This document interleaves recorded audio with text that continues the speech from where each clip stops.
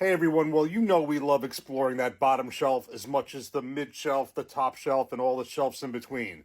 But did you know that there was a Heaven Hill product that was more bottom shelf than Evan Williams? I didn't until recently, but there is. We're going to review Quality House Old Style Bourbon. This is a Heaven Hill product, and I think previously, a few years ago, this actually said Heaven Hill on it. But this is nowhere on this label you see Heaven Hill, but this is a Heaven Hill product. This is literally on every, and I mean every, bottom shelf liquor store, in the liquor stores all around me. It's always on the bottom shelf in almost every one of them, both in these 750 milliliters and the big jugs. I've seen it, and come on, quite honestly, I've pretty much ignored this until now. I'm like, you know what? If I tell you the price of this thing, it's just unbelievable. This is a $10 bottle. $10 bottle. And that's what I mean by lower shelf than Evan Williams. Evan Williams, and I mean the black label, is maybe $16, $17. The white label, meaning the bottled and bond, is $19 to $20. This is $10, and I will bet you that in other states this thing is single digits. I mean, for $10, let's just have some fun and just see how it drinks for. I don't know. We're not expecting great things, but let's just see what it is. So this is. The company and distillery is Heaven Hill, although it officially says Quality House Distillers, Bardstown, Kentucky, but it's Heaven Hill. It's 80 proof. Age is in the range of about 3 years. It's a Kentucky straight bourbon whiskey. We know it's at least 2. And I've read in 2 different places it's 3. Someone said it could be 3 to 4. I'd say we say 3 years. It has the standard Maine Heaven Hill mash bill, 78% corn, 10% rye, and 12% malted barley. And quite honestly, in terms of bottom shelves, you can compare this. There's 2 of them that come to mind, and I've actually read this. The one of them, of course, is the Benchmark Old Number 8. That is the Buffalo Trace bottom shelf one. Having had the Benchmark Old Number 8, which I think I actually like some of the benchmarks, especially the full proof. That one, the Old Number 8 is, it's okay. Nothing special at all. And somebody actually said compare it to Basil Hayden. Now, Basil Hayden from Jim Beam has a higher rye mash bill, higher rye content in their mash bill, but it's an 80 proof bottle that I, really don't care for. I know a lot of people agree with me. Got really pretty packaging, nice label, but it's like $40. So, it's interesting. It's at the bottom line. At the end of the day, that's 80 proof, and this is 80 proof for $10 and probably less in a lot of stores. It is kind of cool. It's got this. I'll just swing it around the camera, even though it's very plain packaging. It does have this old 1940 style Heaven Hill label. It's got that old school look in it. And it always sits on the bottom. So I think I've seen another variety of a head where it actually said Heaven Hill. Maybe that was previously, but this is everywhere by me. Couple of quick facts. This is a sour mash, and it is charcoal filtered. That one actually makes this actually unique.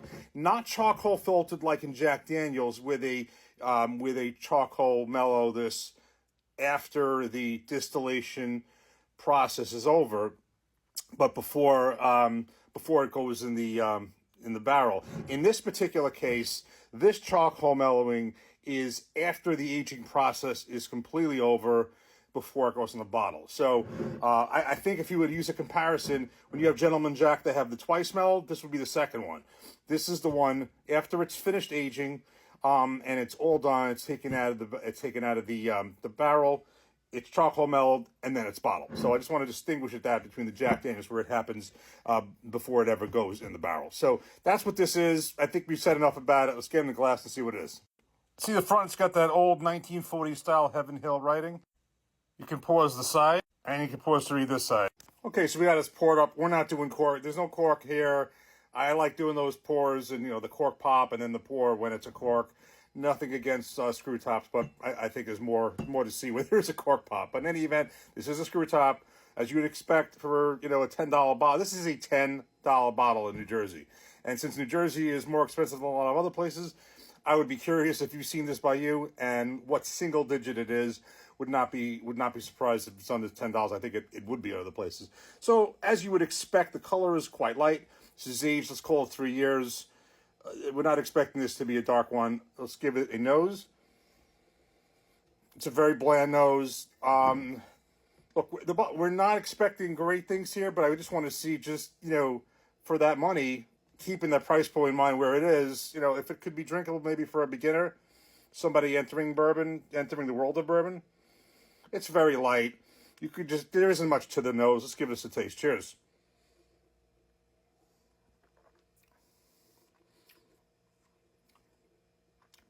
Okay, well, keeping that in mind, I mean, there isn't much to the palate either.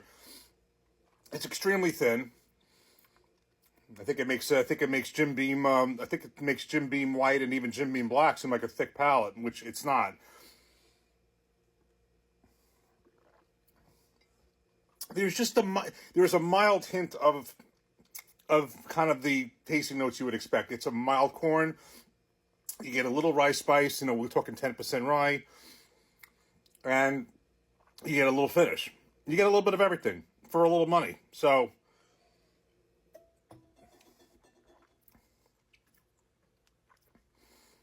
yeah, I mean, you know what? There is a little bit of Heaven Hill profile.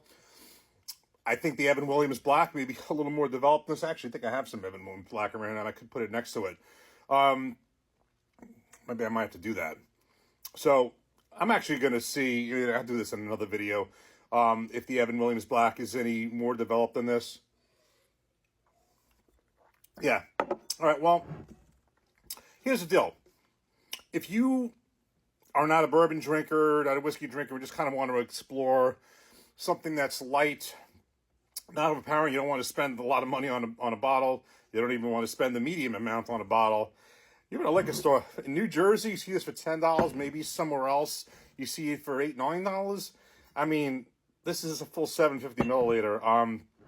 You go in a restaurant, have a drink of just about anything. It could be you have a glass of bourbon. What are you talking like? $15, $14, $16 at least.